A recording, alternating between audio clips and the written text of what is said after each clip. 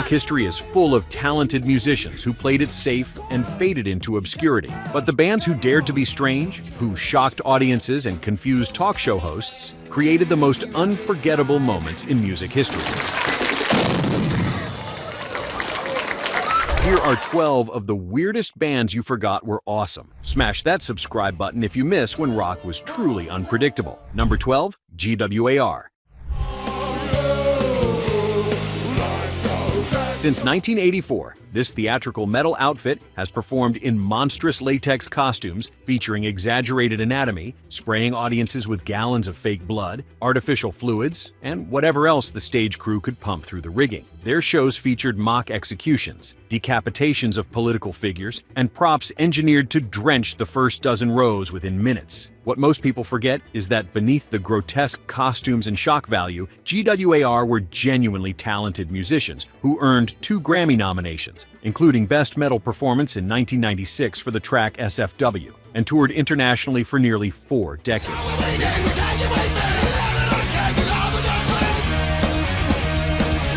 Their 1990 album Scumdogs of the Universe became a cult classic. A notorious Jerry Springer episode brought their chaos to mainstream daytime television, baffling an audience that had never encountered anything quite like them. GWAR understood that extreme theater and genuine musical skill could coexist, and they built a legacy that outlasted every trend that tried to dismiss them.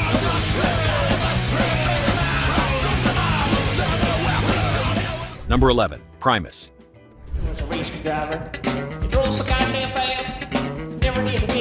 The funk metal trio appeared on The Late Show with David Letterman on July 13, 1995, dressed in full penguin tuxedos, only to receive complete indifference from the production crew. Bassist Les Claypool later described the experience as deeply disappointing, despite the band's obvious talent and growing fan base. At Woodstock '94, they performed their signature track, My Name is Mud, and the massive crowd responded by pelting them with actual mud from the festival grounds.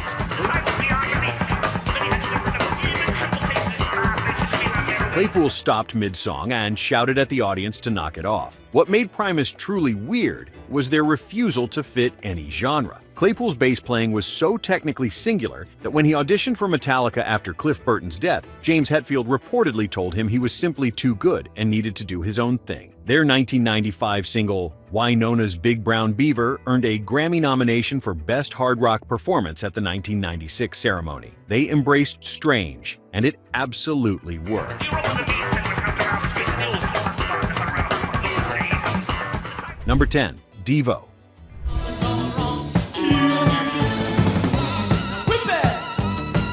Television appearances throughout the late 1970s and early 1980s left hosts visibly confused as the band performed in their signature red Energy Dome hats. A 1981 French TV interview captured singer Mark Mothersbaugh casually eating a candy bar mid-conversation, tossing the rapper on the studio floor while discussing the band's philosophy of de-evolution. Another French performance featured Mothersbaugh singing into an ice cream cone while bassist Bob Casale engaged in his own private rebellion against the camera.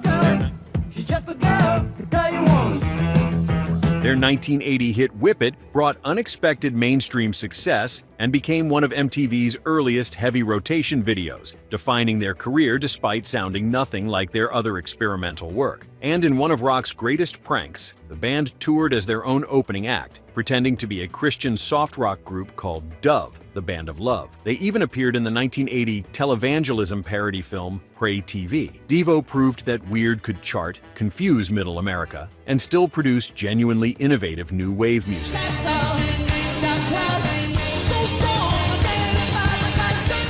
Number 9, The Flaming Lips.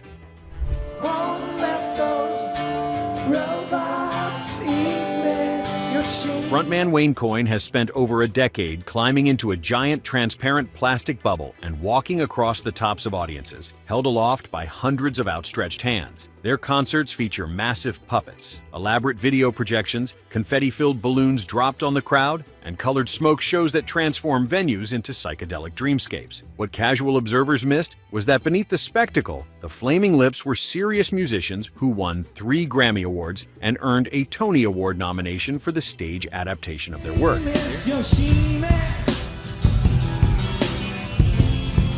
She's a black belt. Their 2002 album, Yoshimi Battles the Pink Robots, earned widespread critical acclaim and went gold. In June 2012, they broke a Guinness World Record previously held by Jay-Z by performing 8 concerts in 8 different cities within a single 24-hour period, preparing songs they had never played live just for the challenge. The Bubble Walks became iconic, but the music backed up the madness with legitimate artistic innovation.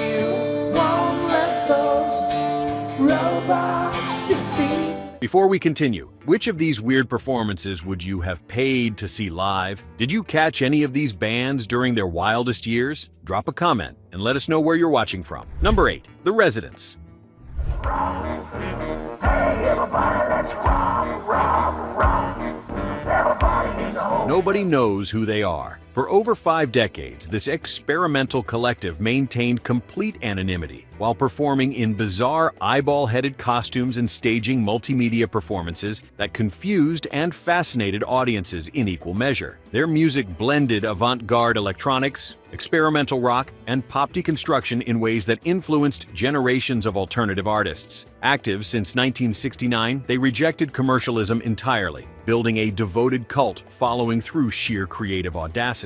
Tripping over Rover, he landed in Clover with bees stinging his face. Their elaborate stage shows featured oversized props, disturbing visuals, and performances that felt more like art installations than concerts. Critics struggled to categorize them. Fans embraced the mystery. The Residents proved that maintaining total anonymity while creating genuinely innovative music was possible, even in an industry obsessed with celebrity. Their influence on experimental and electronic music remains undeniable, even if their identities remain completely unknown.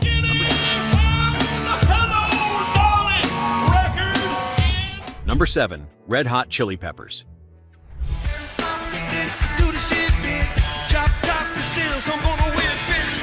1983, all 4 members performed at a Los Angeles club wearing nothing but tube socks positioned with considerable creative placement. The look was not just a one-time stunt. It became their signature for years, appearing on their 1988 Abbey Road EP cover and getting spoofed by The Simpsons during the height of their fame. The sock performances continued until the band members collectively reached their 40s and decided that particular tradition had run its course.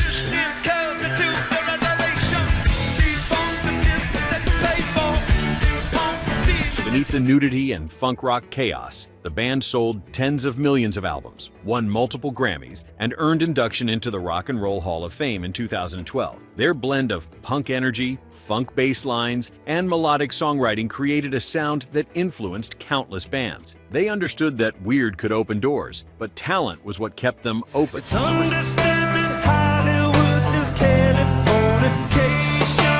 Number 6, The Who.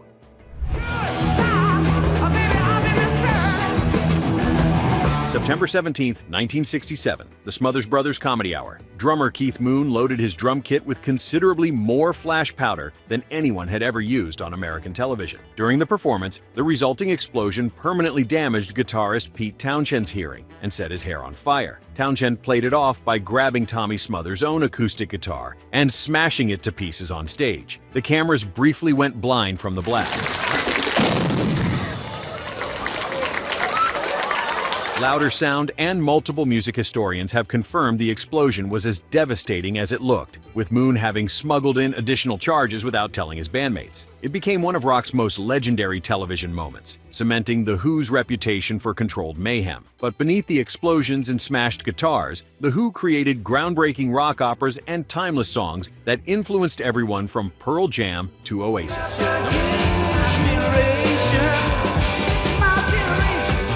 Number 5, U2.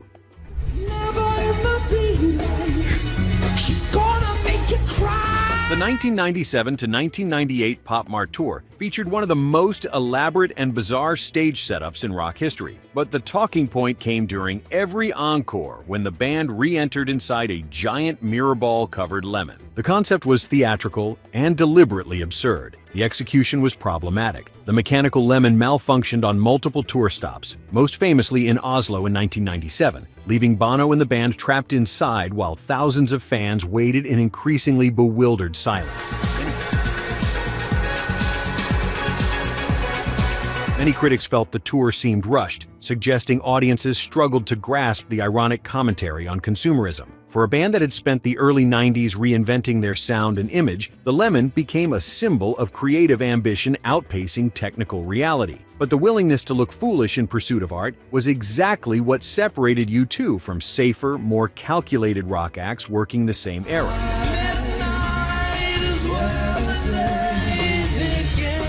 Which of these bands did you see live? Did you experience any of these legendary weird moments firsthand? Let us know in the comments. Number 4. David Bowie. My way back home, I roam for His December 15, 1979, Saturday Night Live appearance remains one of the most intensely theatrical performances in the show's history. Bowie performed 3 songs in 3 completely different avant-garde costumes, ending with Boys Keep Swinging, in which he operated a puppet-like costume featuring impossibly long, skinny arms. Backing performers Klaus Nomi and Joey Arias flanked him throughout. Performance artist Joey Arias later told Out magazine the vibe was so intense, it felt like all of New York stood still. The performance was decades ahead of its time, blending art, music, and costume in ways mainstream television had never encountered. Bowie never apologized for being strange. From Ziggy Stardust to the Thin White Duke, he understood that reinvention and weirdness were essential to artistic survival. That SNL performance captured his genius for making the bizarre feel not just acceptable, but absolutely necessary. Number 3. The White Stripes.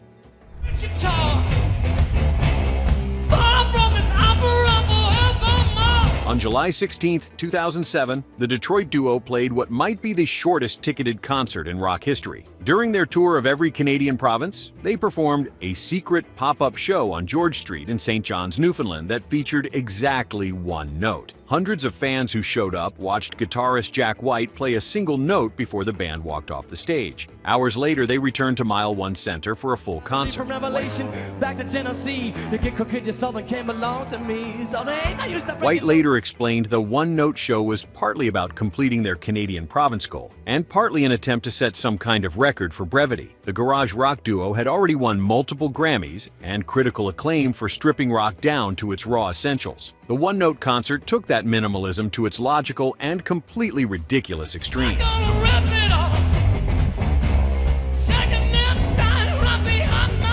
Number 2. Rage Against the Machine.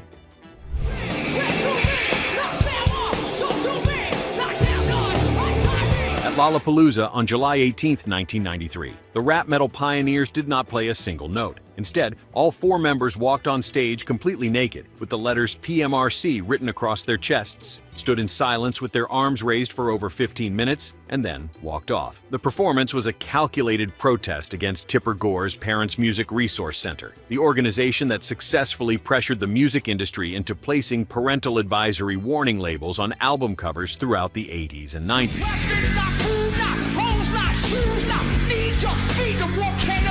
The band built their entire identity on political resistance and confrontation. Standing naked in front of thousands was a statement about censorship, artistic freedom, and the music industry's attempts to sanitize self-expression. Rage Against the Machine sold millions of albums and won multiple Grammys by refusing to compromise on any front. The Lollapalooza nudity confused some fans, but it perfectly represented what this band always stood for.